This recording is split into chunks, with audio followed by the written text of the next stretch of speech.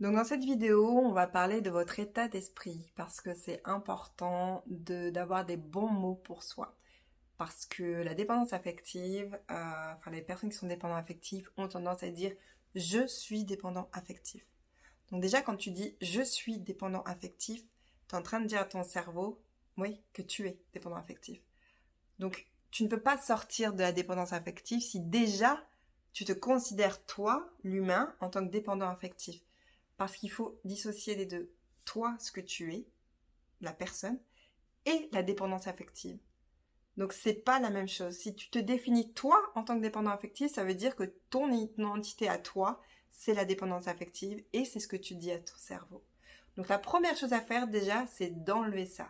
De ne pas dire je suis dépendant affectif, mais plutôt de dire qu'est-ce que je mets en place aujourd'hui pour sortir de la dépendance affective. C'est totalement différent pour ton cerveau si tu le mets de cette manière-là. Ça veut dire que tu n'es pas dépendant affectif, mais que tu es en train de chercher des solutions pour sortir de là. Ça, c'est important de se dire vraiment, je ne suis pas dépendant affectif, mais j'ai des tendances ou j'ai des traits de dépendance affective. C'est pas la même chose. Donc, on arrête de dire je suis dépendant affectif.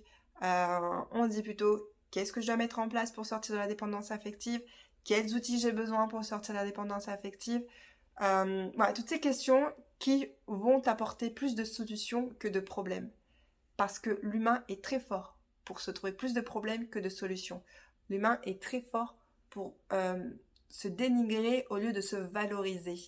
Et le but, c'est de se valoriser, de vraiment dissocier la personne, l'être que tu es, de la dépendance affective. Donc voilà, ça c'est important. On retient bien ça. C'est tu es toi, mais tu n'es pas la dépendance affective. Donc on va faire un premier exercice, c'est ce que tu veux être toi. Là, aujourd'hui, tu es la personne que tu es là, mais qu'est-ce que tu veux être dans ta vie?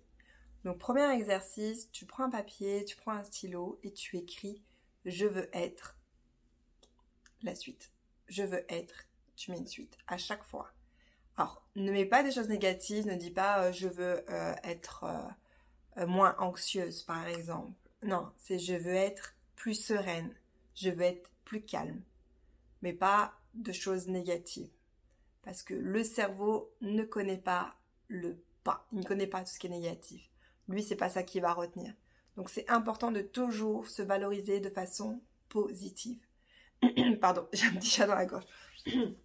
Toujours se valoriser de façon positive. Donc c'est important de dire je veux être, je sais pas, après c'est toi, je veux être plus épanouie, je veux être plus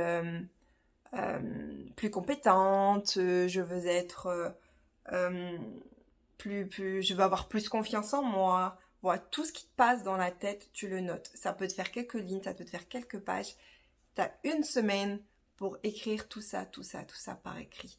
Alors, je te conseille de prendre un petit carnet exprès que pour sortir de la dépendance affective.